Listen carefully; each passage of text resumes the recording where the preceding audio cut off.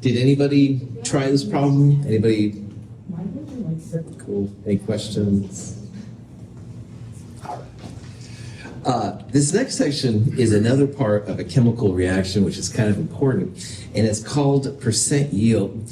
And as an example, in a cooking context, why this might be cool, maybe you're set to make 12 chocolate chip cookies. And you're like, oh, here's all my cookies, but darn it, the cat runs in front of you, and a couple of cookies run off and fall off your plate and into the garbage. And you're like, okay, I'm not eating the garbage. So even though you were supposed to make, we'll say 12 cookies, maybe you actually only ended up with 10. So there was some kind of a mishap that created you to have less yield than you thought. And this kind of phenomena is actually very, very common in most chemical reactions too. So in order to quantify, if you will, the success, I guess, of your reaction, people use what's called a percent yield. So a percent yield is the actual yield that you actually ended up with divided by the theoretical yield, how much you should have ended up with, times 100%. So if I was supposed to make 12 cookies, 12 would be my theoretical yield, but two of them fell off the plate and into the garbage, darn cat, then I would only have 10 cookies in the top. So my percent yield in this very silly example would be 10 divided by 12 times 100%, all right? Now, in chemistry, it's not usually the darn cat that has to be yield, but maybe you're making, for example, like gases, and gases are super easy to leak out, so maybe you don't end up with as much gaseous water as you intended, or maybe some of the N2O, which is actually pretty reactive, reacted with something else along the way. So a percent yield is a way that a chemist can talk to another chemist and say, oh, well, I had a 74% yield. And the other chemist goes, oh, I had an 86% yield. Well, probably the 86% yield might be better. You know, it's a good conversation to have. Percent yields, though, are not like grades. So, you know, at most classes, like 90 to 100 is an A, and 80 to 89 is a B and stuff. I used to have, in graduate school, some percent yields that were like 6%. And I was so excited because my stuff was highly water and oxygen sensitive, but nobody had ever made it before. So 6% was like incredible. I was like, called my parents one in the middle of the night, and they said, you know, go get some sleep. But anyway, so percent yields, it's hard to say like the value of them. Don't think that if you have a 50% yield, that's like bad. Maybe that's really good. On the other hand, a percent yield of like 97% might not be so good if other people are getting 99%, stuff like that. So in the previous example with NH4NO3, we started with 200 or 454 grams. We ended up with 250 grams of N2O from our grams to moles to grams dance. And the 250 grams is the theoretical yield. It's how much you should be able to make. Well, maybe when we actually collected the N2O, we only had 131 grams. This would be the kind of problem that you could find a percent yield for. So the actual yield is something that you must get from the experiment, all right? So in this case, it was 131 grams. The theoretical yield, that's where the grams, moles, grams dance comes from. And we calculated that should be 250 grams. So the percent yield for this reaction, 131, the actual yield on the top, 250 grams, the theoretical yield on the bottom, times 100%, 52.4%. By the way, I forgot to mention, but if you see a dot next to a number, that just means it's 3 sig figs. 3 sig figs with zeros is sometimes difficult. So if you see a little dot right there, it just means the 0 is meaningful. So 3 sig figs divided by 3 sig figs, you'd have a 3 sig fig percent yield, blah, blah, blah. And again, 52.4%, maybe it's really good, maybe it sucks, who knows? You got to know more about the chemistry, but it is kind of a cool way then to predict like what's going on. Questions on that? Cool. So here's another iClicker question with the same nitrogen plus hydrogen being ammonia reaction. And in this question, they should have gotten 1.173 grams of ammonia. But for whatever reason, the scientists only collected 0.512 grams, What's the percent yield? All right, well, you could absolutely calculate this in your calculator, which is great. You would take 0.512 on top, divide by 1.173 on the bottom, times 100%. Or, as long as you understand that, you could just look at the answer here too, 43.6%. All right, so 0.512 divided by 1.173, that's the actual yield that was actually collected, divided by the amount that should have been collected, probably grams, moles, grams, times 100%, 43.6%. Cool. Questions on that? I once saw these two chemists. They were almost at blows over percent yield, which way was better. And I was kind of watching that going, there might be reasons to fight, but this is not one of the reasons to fight. But anyway, people get very passionate about their percent yield. Oh, I had a 0.5% increase in my yield. Anyway, percent yields are very rarely above 100%. That's another comment about that. Once in a while, if you have a sample that's wet, you'll end up with a percent yield which is greater. So the actual would be greater than the theoretical. That shouldn't be possible. So that usually means it's contaminated, it's wet, it's been oxidized, something like that. All right, so here's one that you could try yourself if you'd like to. We're starting with a sample of copper 2 sulfate. Copper 2 sulfate is CuSO4, and it's reacting with zinc metal. Excess means we got a ton of it, and we collect 0.392 grams of it. Now, 0.392 grams here is not the theoretical yield. That's how much we actually collected. So a question to find the percent yield, what you would do is you would go grams of CuSO4 to moles using the molar mass of CuSO4. You're looking for copper. So 1 CuSO4 makes 1 copper. It would be a stoichiometry of 1 to 1. And then you'd multiply by the molar mass of copper from the periodic table, 63.5 or so, to find the grams of copper that theoretically should be created. And it should be a number bigger than 0.392. 0.392 was the grams that were actually obtained. So if you go through all these steps, the theoretical yield, grams of CuSO4 to moles of CuSO4, moles of CuSO4 to copper, 1 to 1, times the molar mass, that's how you get this number right here. And then the percent yield would be the actual yield that was collected, 0.392, divided by the theoretical yield that you calculated, times 100%, 77.3%. Cool. Kazoo time. Any questions on that process? All right. Now, there's one more thing that reactions have that is important. This is kind of a weird one, though, and I want to talk about it. Let's say, on a practical level, you and your friends go back to your house and you're all really hungry. And remembering that I'm a weird vegetarian, if you're in my refrigerator anyway, you'd have veggie burgers, woohoo! And you've got 6 buns and you've got 12 slices of cheese, vegan or not, it's up to you. But anyway, what you want to make is, we'll call it the big burger, all right?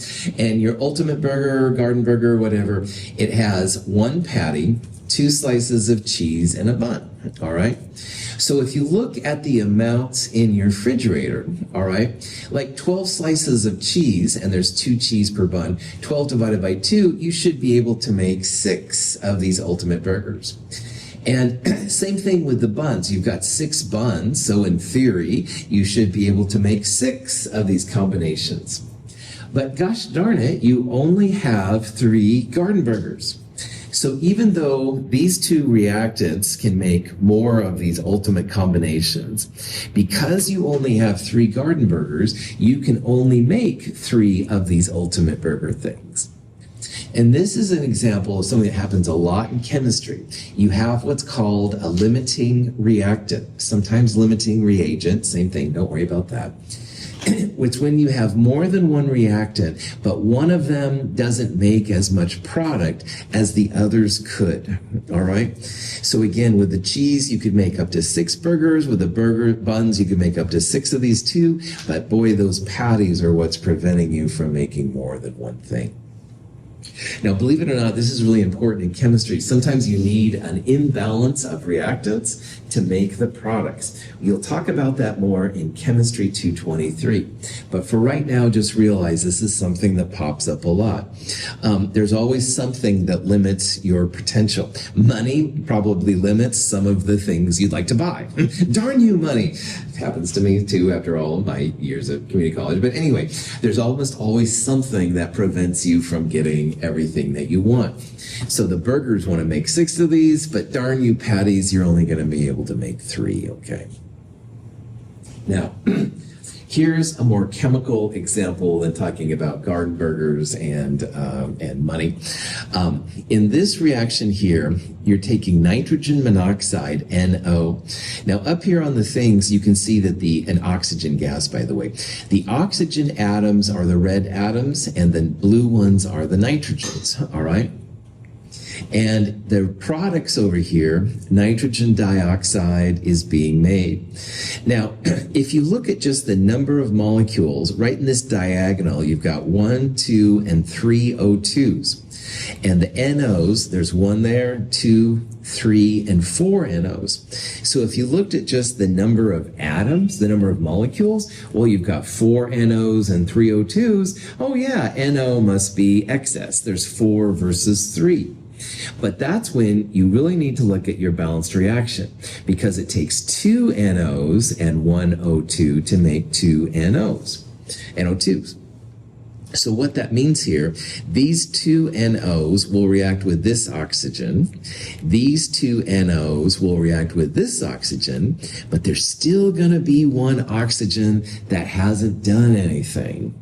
So physically here, you can see the excess reactant is left at the end. You've still got oxygen. There's no more NO. These are NO2s here on this side. NO2s are all over the place. So the limiting reactant doesn't exist at the end of the reaction. It's gone. It's all used up. All right. So NO is not here. NO2 is here, but that's different than NO. So NO is the limiting reactant. There's no NO. Excess reactants are still present at the end.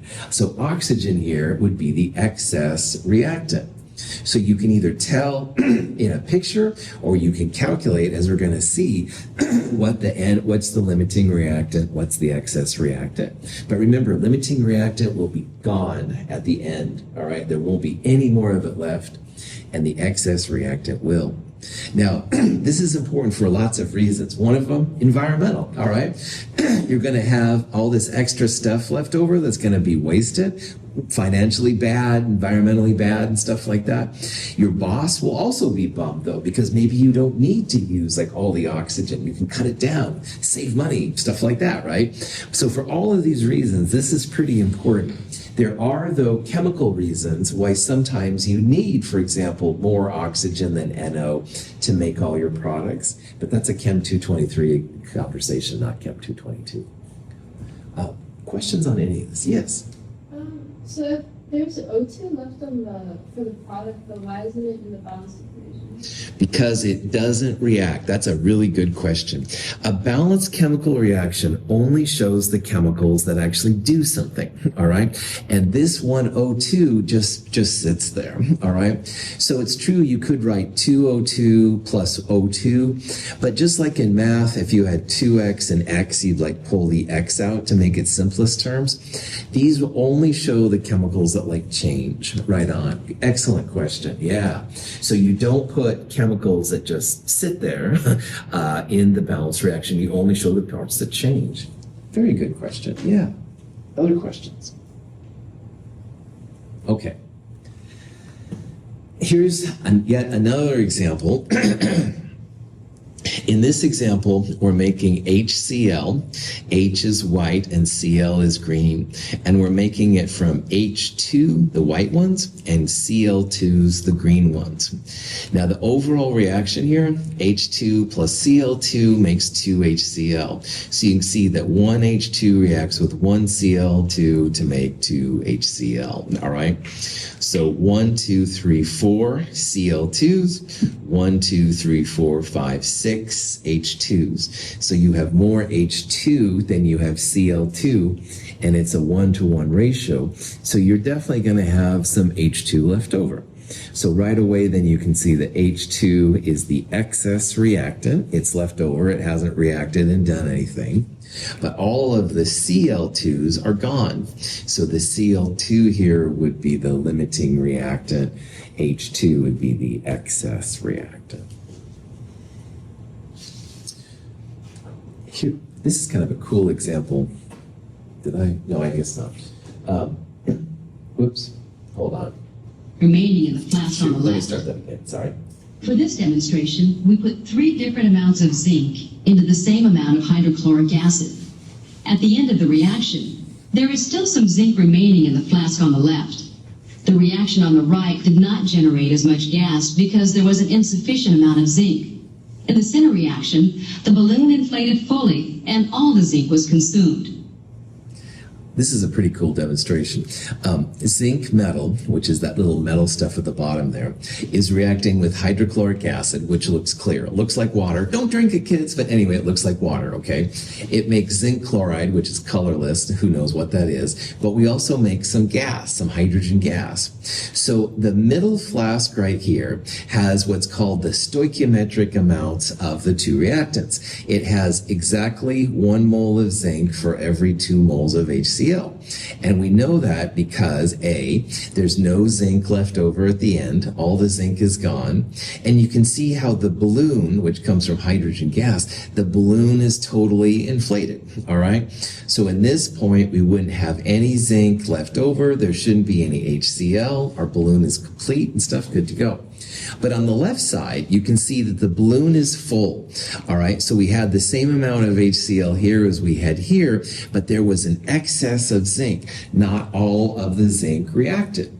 So this is a visual way that you could totally see here. Zinc would be an excess reactant. It's left at the end. And in theory then, if there is zinc left over, then all the HCl is gone. If there was any HCl left over, it would react with the zinc. And there's zinc there, so that means the HCl is gone. Now, over here, you can see there's no zinc metal at the bottom. All right, so all the zinc is gone. Zinc is the limiting reactant. And you can also see, though, that not all the balloon was filled up all the way. So that means not all of the HCl was turned into hydrogen gas. If it was, the size of this balloon would be the same as this size. So this is kind of an interesting way to show the differences. This is when they're balanced. You have 1 mole of zinc for every 2 HCl's. Here you have an excess of zinc, and here you have an excess of HCl. So this is pretty important to chemists if you want to react to make certain compounds. Here are actual number amounts that are used for those 3 different ones. Again, this one right here, everything is balanced. So here's the grams of zinc. You can turn it into moles of zinc by dividing by the molar mass of zinc. The ratio of zinc to HCl, 1:2. Every 1 mole of zinc needs 2 moles of HCl. And again, that comes from this part right here. 1 zinc needs 2 HCl's. So this number times 2 is this number, which is great. The ratio of HCl to zinc is exactly 2:1. Perfect. No leftover zinc, no HCl, no excess waste, no bosses are happy, you don't have to pay for extra chemicals, blah, blah, blah. However, over here, you can see how the masses of zinc are quite different. So grams of zinc here gives you this number. Here's the moles of HCl, which are constant. This divided by this, 5:1. All right, you have a lot more HCl than you have zinc. You'd have to 2:1 if it was balanced, and this is 5:1. So here there was no zinc left over in that flask. It's all gone because it's the limiting reactant. And over here, when you do the same kind of process, your ratio is much less than 2. That means you're running out of HCl at this point. HCl is the limiting reactant. We saw the zinc metal right here and stuff to figure it out. So, limiting reactants, big part of chemistry, but that grams, moles, grams dance is going to come through for you and help you knock it out and figure out which is limiting and stuff like that. So, if you have 3 moles of H2 and 2 moles of chlorine, and our reaction right here, what is the theoretical yield of hydrochloric acid? All right. Now you can probably do this one maybe in your head because it's a 1-to-1 ratio. That would be the stoichiometric amounts. And we have a 3-to-2, which is not 1-to-1 ratio right here. However, let's say you want to do this formally. Well, 3 moles of hydrogen gas, 1 mole of H2 should create 2 moles of HCl. In theory, you could create 6 moles of HCl. And do the same thing with the other reactant, 2 moles of chlorine. It has the same factor. It's also 1 chlorine for every 2 HCl's. In theory, you could create 4 moles of HCl.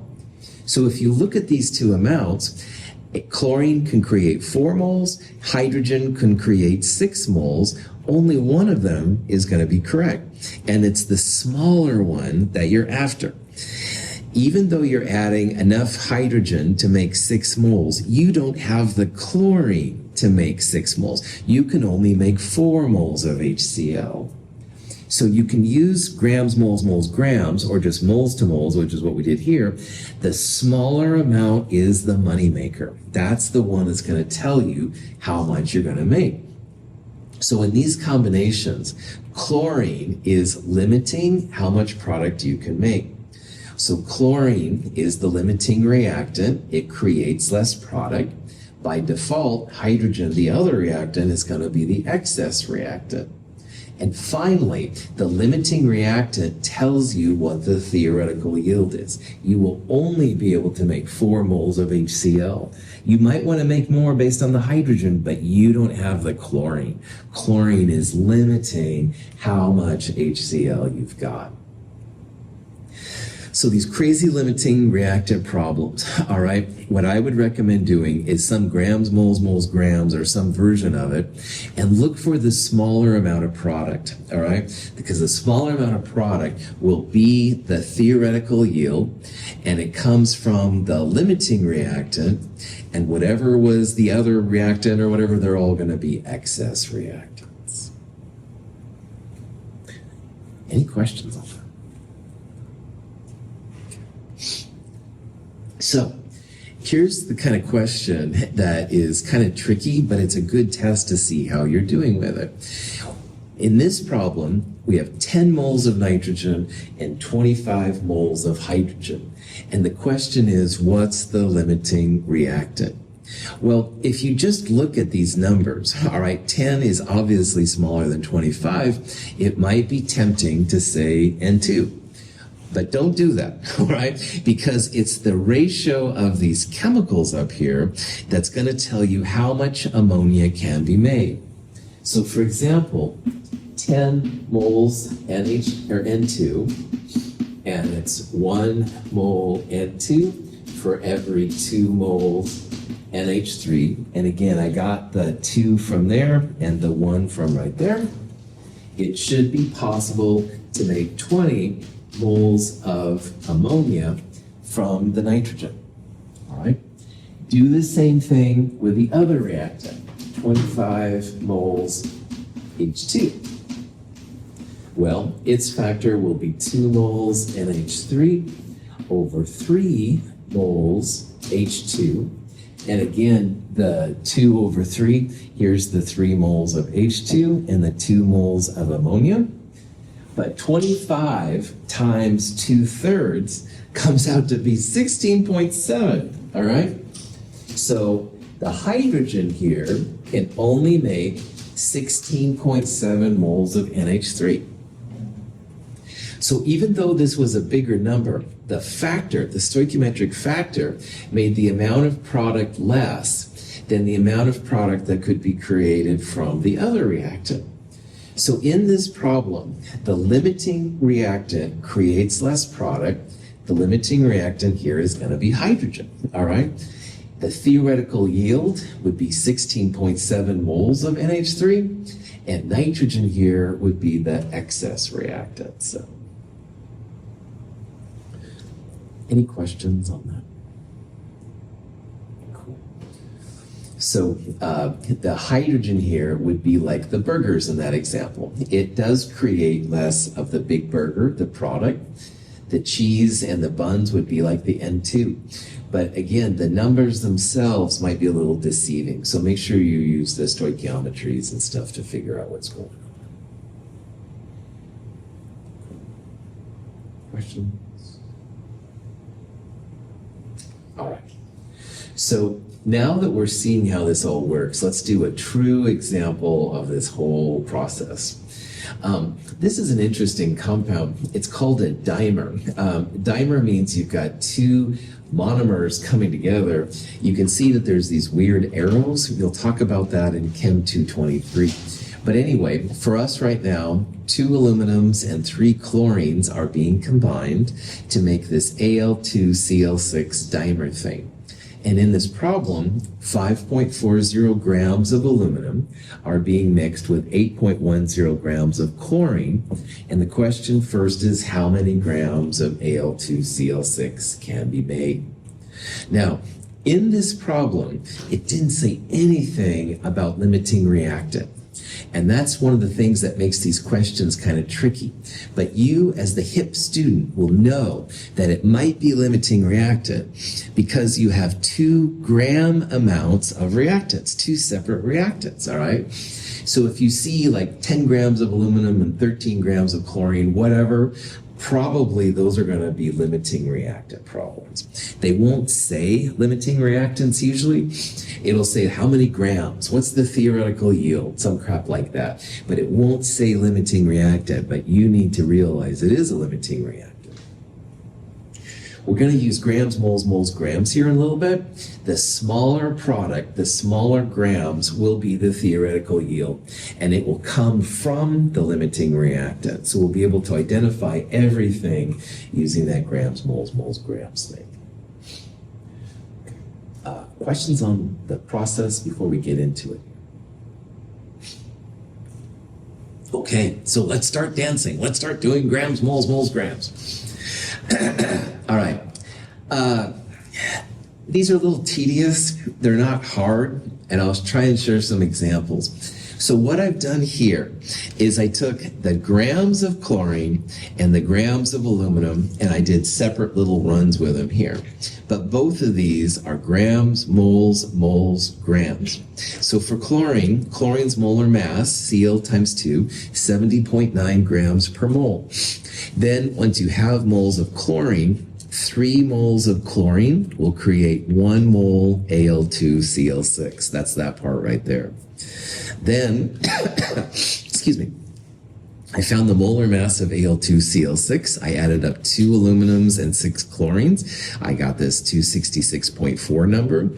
So in my calculator, 8.10 divided by 70.9 divided by 3 times 266.4, 10.1 grams of Al2Cl6 are created. But because we have 2 reactant amounts, you really should do both of them. So I then took the 5.40 grams of aluminum and did the same process, grams to moles, 2 moles of aluminum for 1 mole of aluminum, the dimer compound, times the molar mass, 26.6 grams of product. At this point, I kind of step back. I look for the smaller product, and 10.1 is a number that's smaller than 26.6. So this tells me several things. 10.1 grams, that's the theoretical yield. That's the maximum amount of material that you should be able to make in this problem. And the theoretical yield comes from the limiting reactant. So in this problem, chlorine is your limiting reactant. And again, notice the grams, it looks like chlorine would be bigger, but it's not about the grams, it's about the ratios and the molar masses and all that stuff. So theoretical yield, limiting reactant, and the excess reactant is going to be the aluminum here. We have more aluminum than we need. So let's pretend that I say to my boss, oh yeah, we'll be able to make 26.6 grams of Al2Cl6. And the boss is like, oh, all that money we're going to make, blah, blah, blah. Whoops, I forgot to check the other reactant. And if my boss realizes that the maximum I can make 10.1 grams, That might be pink slip time. So be a good chemist, check both the reactants and stuff, you'll be good to go.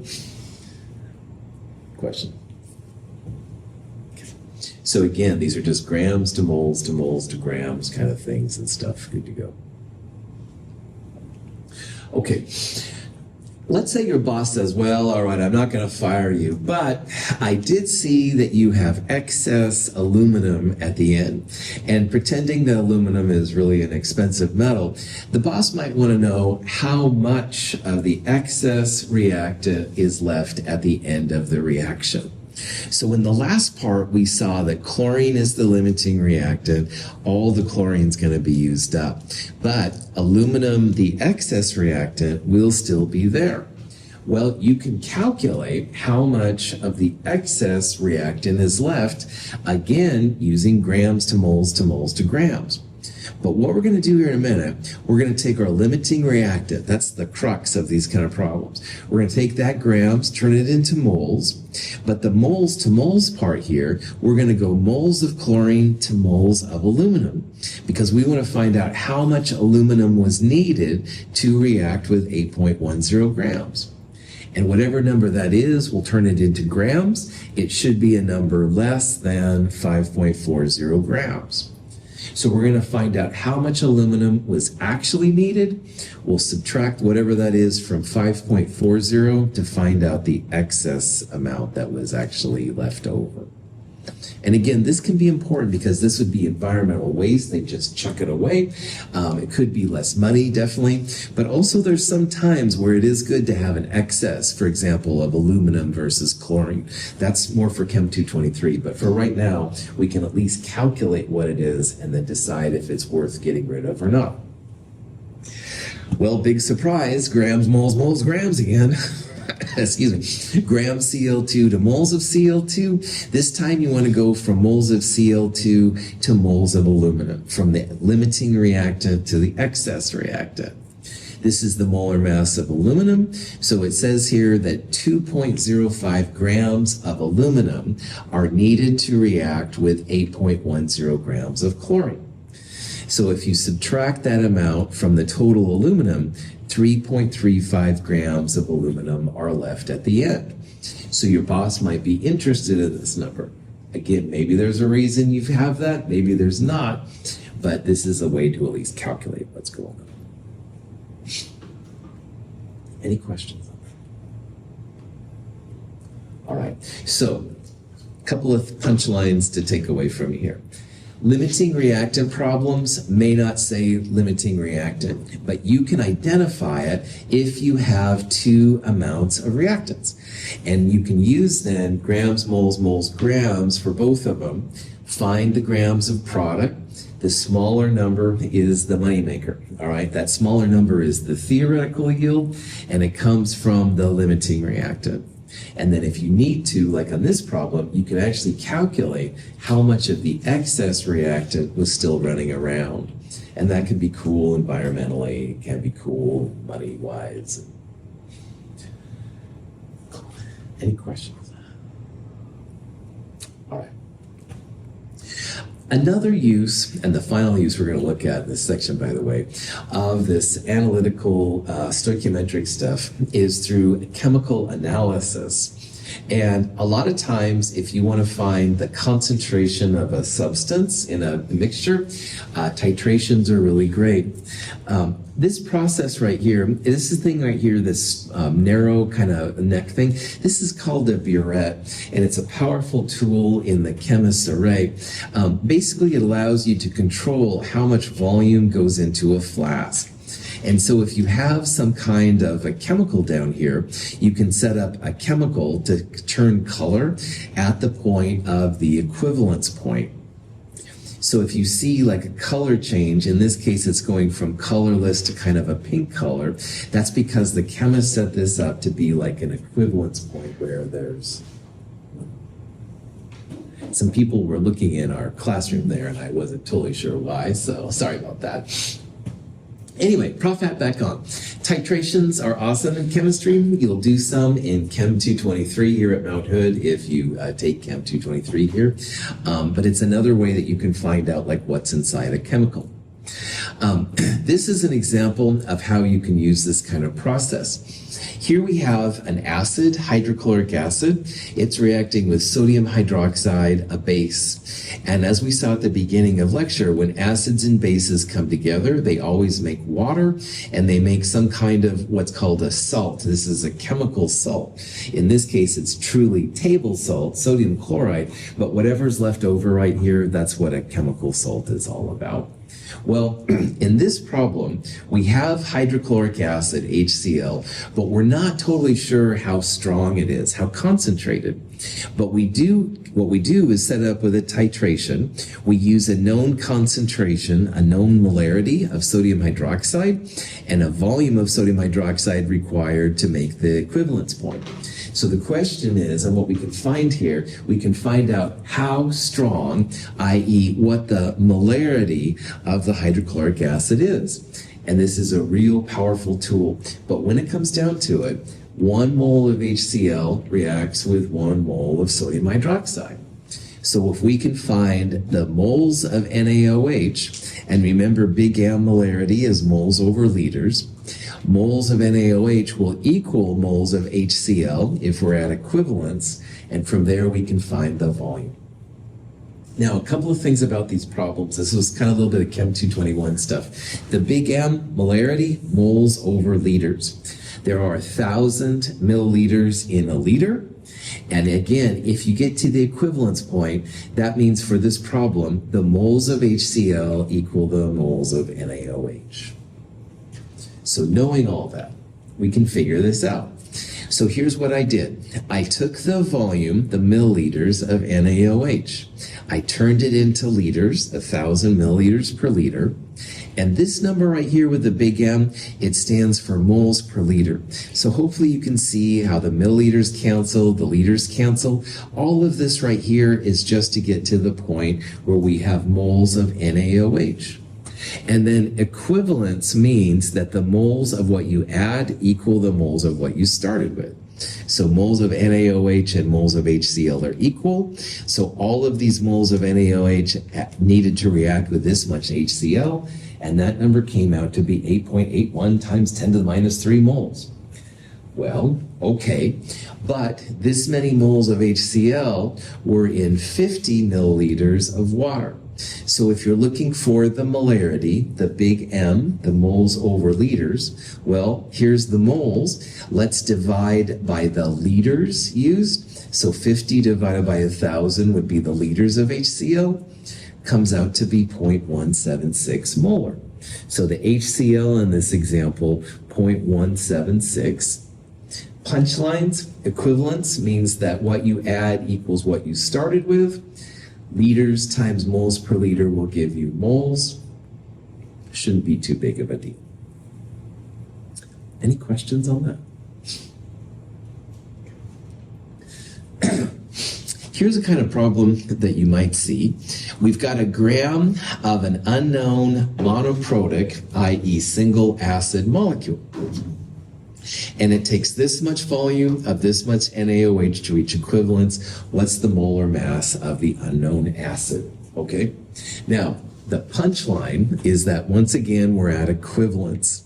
So at equivalence, the moles of NaOH are going to equal the moles of the acid.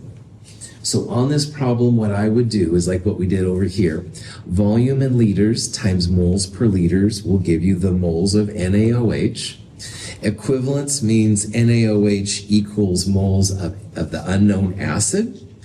And grams of acid, this number, divided by the moles of acid will give you a grams per mole. So if you do all of those steps, here's the grams. I'm dividing it by the moles, which is moles per liter times liters of NaOH at this point, 108.1 grams per mole. Finding the molar mass is kind of like the holy grail of chemistry sometimes. If you can find the molar mass, it's really cool. Those of you that are in lab, tomorrow we're going to find the molar mass of a volatile liquid. Woohoo! Chemists get excited. Questions? Good. Another kind of analysis you can do is called gravimetric analysis, which is based on mass collected in a reaction. If you could make a solid, you can use filter paper to collect it. You can then isolate it. You can do things under a vacuum section. Here at in Chemistry 221, there was an empirical formula lab. If you did it, it's kind of fun, lots of chemicals involved. If you didn't, don't worry about it, but this is an example of this process. In this process, you're trying to find how much barium sulfate can be created. Sodium sulfate is clear, barium chloride is clear, but when you mix them together, barium sulfate is this white solid. It's very insoluble. So you can collect it in a piece of filter paper, and you can then weigh the filter paper on a balance to figure out how much you've got. So there's some kind of cool things like this you can do. The gravimetric means that you're collecting a solid. That's kind of the punchline here. So here's a reason why this is kind of neat. You've got some kind of a solid mixture. It has magnesium sulfate dissolved in water, and they're adding some barium nitrate to it. So both of these things dissolve in water really well. That's what the AQ stands for. However, at the end, you're creating barium sulfate, really insoluble. All right, doesn't dissolve well. So we're collecting this many grams of barium sulfate from this many grams of our mixture. The question is, what is the mass percent of MgSO4 in our mixture? Now, for those of you that were with me in lab yesterday, we did the same process, but with KClO3. We had a sample which had a good compound and also a bunch of junk. In yesterday's lab, it was KClO3 with junk. In this problem, it's MgSO4 with a bunch of junk in it. And we want to know the mass percent, the percentage of the good stuff. So in this problem, we want to find the percentage of MgSO4. In our lab, we wanted to find the percentage of the KClO3. But what we're going to do, which is what we did in KClO3 lab, in this problem, we'll start with the grams of the pure BaSO4 and turn it into moles. 1 BaSO4 comes from 1 MgSO4, so you can convert that over into 1. We'll then use the molar mass to find the grams of the pure magnesium sulfate, and whatever number that is, we'll divide it by this number, the grams total, times 100%. We'll end up with the percent of MgSO4. And again, that's what we did in our lab, although we had grams of O2 collected, grams to moles of O2. Moles of O2 times 2/3 gave us moles of KClO3. You then multiplied by the molar mass to get the grams of KClO3, and that divided by your total mass times 100 is what we did to find percentages. But in this problem, grams to moles to moles to grams. Grams BaSO4 divided by its molar mass gives you moles. 1 BaSO4 comes from 1 MgSO4, that's the mole to mole ratio, times the molar mass MgSO4, 0.3181 grams of pure magnesium sulfate. But you can see that not all of the sample was magnesium sulfate. This number is certainly less than that one. So the percent, the mass percent, or percentage by mass, whatever, 0.3181 divided by the total times 100, 69.91%. So the magnesium sulfate here is 69.91% pure. Questions on that? You can also burn samples to find how pure they are too. You can also find all kinds of products and stuff like this. In organic chemistry and biochemistry, they use this all the time. This is going to involve that combustion reaction we talked about, where something organic is burned in O2 and carbon dioxide and water are created. So it's a real common kind of thing. I think chemists like to burn things. That's why this reaction is used, but I'm digressing. Combustion reaction of a compound with oxygen forms water and carbon dioxide. The water, represented as blue speckles, is trapped in one chamber, and the carbon dioxide, represented by white speckles, is trapped in a separate chamber. The mass gain of each chamber can be used to calculate the empirical formula of the compound. They have special chemicals that will absorb like just the water or just the CO2. And if they measured it before and after, the difference would be the grams of water. Before and after would be the difference of the grams of CO2. And there's some neat things you can do from it. So just as an example, let's say we don't know what kind of organic compound we have. It's only got carbon and hydrogen, so we'll call it CXHY. But we do create this many grams of CO2 and this many grams of water. We can actually find the empirical formula, the smallest formula for this compound, polyethylene. And what we're going to do, grams of CO2 to moles of CO2, and every CO2 has one carbon, so it's one CO2 to 1 mole of carbon. We're going to do the same thing with water, grams of water to moles of water. However, water has 2 hydrogens, H2O. So we'll multiply the moles of water by 2 to find the moles of hydrogen. We can then compare the carbon and hydrogen together to get the empirical formula. So here's a bunch of boring math, basically. Grams of CO2 to moles, 1 carbon from 1 CO2, moles of carbon. Water's a similar process, grams to moles using its molar mass, but there's a 2-to-1 ratio because of that 2 in water. So this is the moles of hydrogen, this is the moles of carbon. You can compare them, like in Chem 221 here at Mount Hood you do. That basically means put the smaller one on the bottom and the bigger one on the top.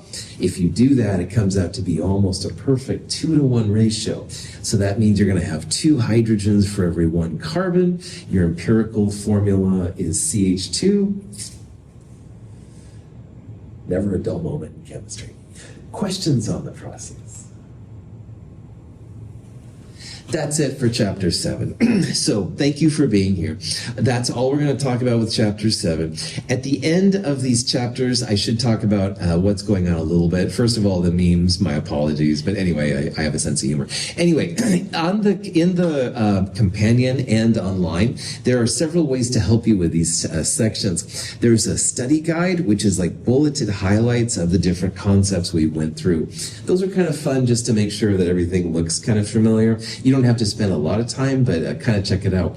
A concept guide is worked problems from the chapter. So if you looked at that stoichiometry example with the solutions and you're like, what are you talking about, Russell?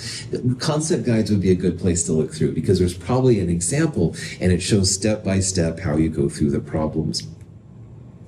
Also, following these slides, I won't usually show these in lectures. I have some interesting things. This page here is what I call important equations. Now, there aren't really any equations in this stuff we went through, but if there were, like PV equals nRT next chapter, they would be listed right there. But it does try and talk about some of the things which I think are important, the things you should kind of check out. And then finally, if you have nothing else better to do with your time, don't throw tomatoes at me. Every one of these chapters has some questions followed by the answers. So if you can do the questions, you can check yourself, make sure you get the answers and stuff, you should be good to go. These are all just different guides and stuff to help you kind of prepare the material, just like that. I appreciate you all being here. Quick reminder, those of you in lab, tomorrow, Wednesday, 8:30, you'll turn in the KClO3 lab. You'll turn in the Introduce Yourself assignment.